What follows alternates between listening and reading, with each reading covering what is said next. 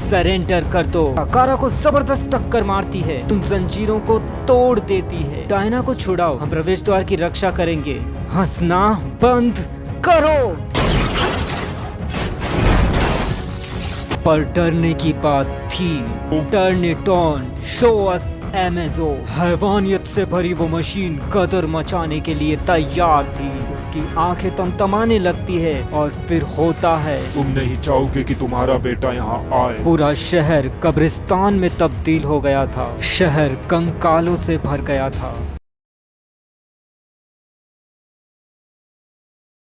थेमिस्किरा में युद्ध छिड़ गया था। वंडर वुमेन रानी को बचाना और डायना को कैद रखना चाहती थी। कारा, ये तलवार लो। मुझे तलवार नहीं चाहिए। यहाँ से हमारी रणनीति क्या है? हम हार रहे हैं। हम डायना को मुक्त कैसे कराएंगे? लेकिन कारा समेत उन सभी को घेर लिया जाता है। रुको, रुक जाओ। रुकने की जरूरत तुम्हें है एंटियोपे। सरेंडर कर दो। तुम मुझे बचपन से जानती हो नूबिया, मैं सरेंडर नहीं करती। तुम एक महान योद्धा हो, लेकिन तुम मेरी बराबरी नहीं कर सकती। I love you, but I will crush you। घुटनों पर बैठ जाओ, मैं ऐसा कुछ नहीं करने वाली। तो फिर ठीक है। नूबिया अपनी तलवार उठा लेती है, लेकिन अब जो होने वाला था, नूबिया के होश उड़ जाने वाले थे। उसकी तलवार कोई बीच में ही रोक लेता है। कारा ये देख एंटियोपे भी हैरान थी। कैसे? नूबिया हैरान थी कि उसकी तलवार कोई तिनके की तरह कैसे रोक सकता है। कारा का जबरदस्त पंच उसके समझने से पहले उसे दीवार में गाड़ देता है। वाह, ये तो इम्प्रेसिव था। एंटियोपे फिलिपस से कहती है, फिलिपस कारा के साथ जाओ, डायना को छुड़ाओ, हम प्रवेश द्वार की रक्षा करेंगे। कारा और फिलिपस ऐसा ही करते हैं। तुम्हें तीर लगा है, मैंने देखा, और तुरंत डायना तक पहुंचते हैं। लेकिन वो उन जंजीरों में बंधी हुई थी जिनको बनाया ही गया था गॉड्स को बांधने के लिए। हमें इन जंजीरों की चाबी चाहिए होगी। चाबी किसके पास है? जिसे तुमने पंच मार के दीवार में काट दिया, उसके पास। कारा जंजीरों को उठाती है। डायना कहती है, इससे कुछ नहीं होगा, इन्हें तोड़ा नहीं जा सकता। लग भी ऐसा ही रहा था। फिर कारा उन जंजीरों को अपने पूरे शरीर पर लपेट लेती है। क्या तुम सुन नहीं रही हो? ये जंजीरें जूस ने बनाई है। और फिर जो होता है उससे सबके होश उड़ जाते हैं। कारा फाइनली उन जंजीरों को तोड़ देती है। कैसे? ये जंजीरें गॉड्स को बांधने के लिए बनाई गई थी। और देखो, इट्स लकी, मैं गॉड नहीं हूँ। मैं तुम्हें जानती हूँ, एरिस ने मुझे बताया था कि तुम आ रही हो। तभी नूबिया कारा को जबरदस्त टक्कर मारती है। तुमने मुझे सरप्राइज कर दिया था, तुम फिर से मुझे सरप्राइज नहीं कर पाओगी। लेकिन कारा मुस्कुरा रही थी। हंसना बंद करो। तभी कोई उसका उठता हाथ रोक लेता है। बहन, ये कवच तुम्हारा नहीं है। तुम बहुत लंबे समय से उन जंजीरों से जकड़ी हुई हो डायना। तुम कमजोर हो शायद, but together we are strong.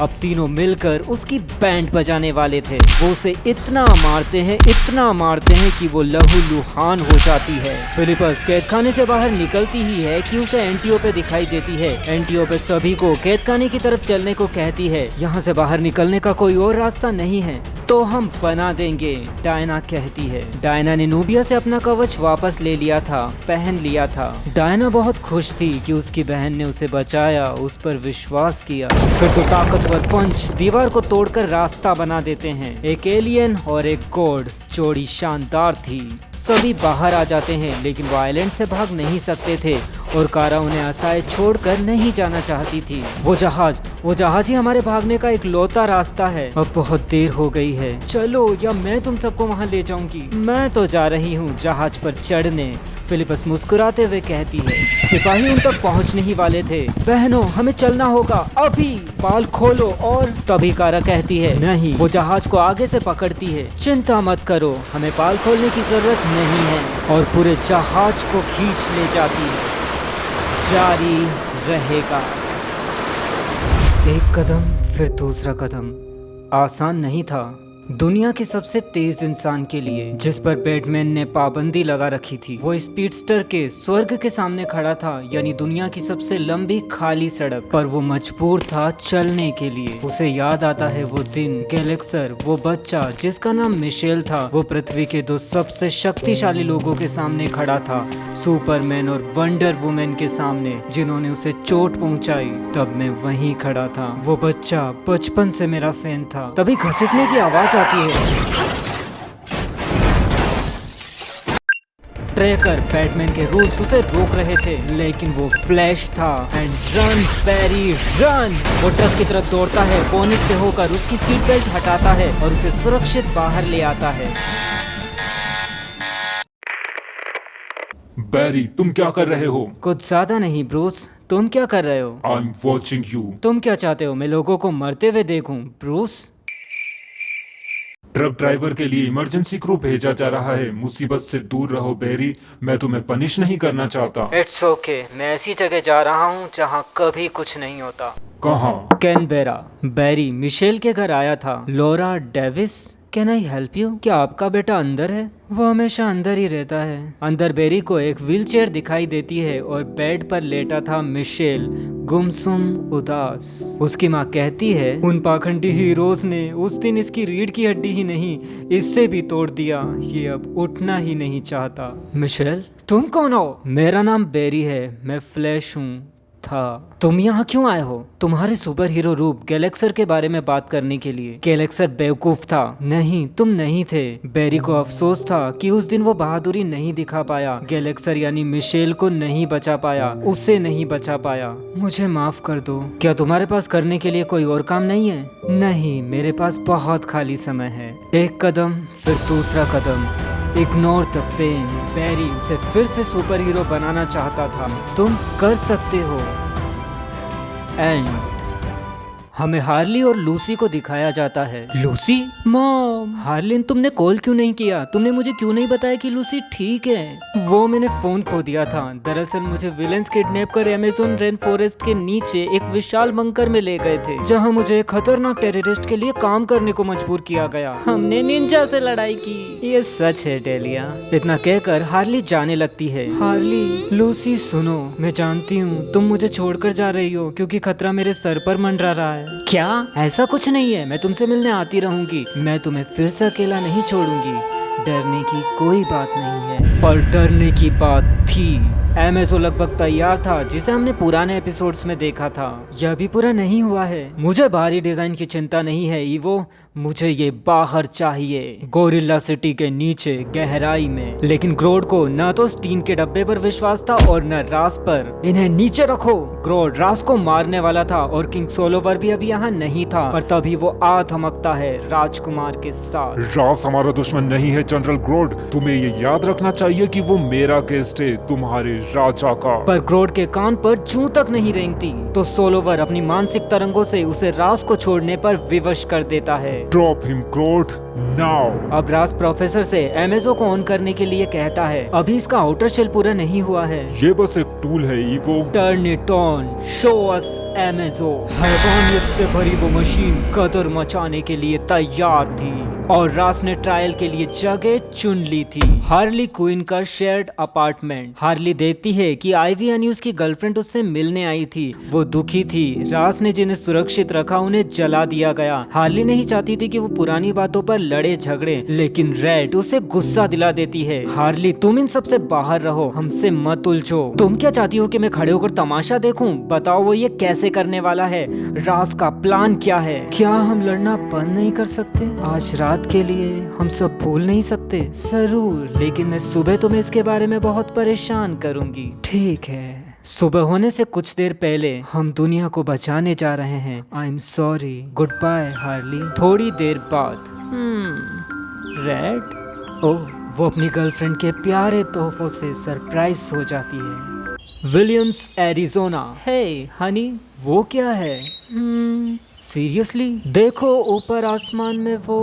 Oh God, वो इसी तरफ आ रहा है। भागो भाग। उसका शरीर चिथड़े चिथड़े हो जाता है। वो फिर से उछलता है, उसकी आंखें तमतमाने लगती है और फिर होता है मौत का नंगा नाच।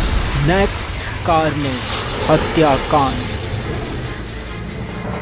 Williams Arizona. हमें एक बच्चे और बिल्ली को दिखाया जाता है, तभी एक तहलका उसके रोंगटे खड़े कर देता है। मॉम, हो क्या रहा है? मुझे नहीं पता।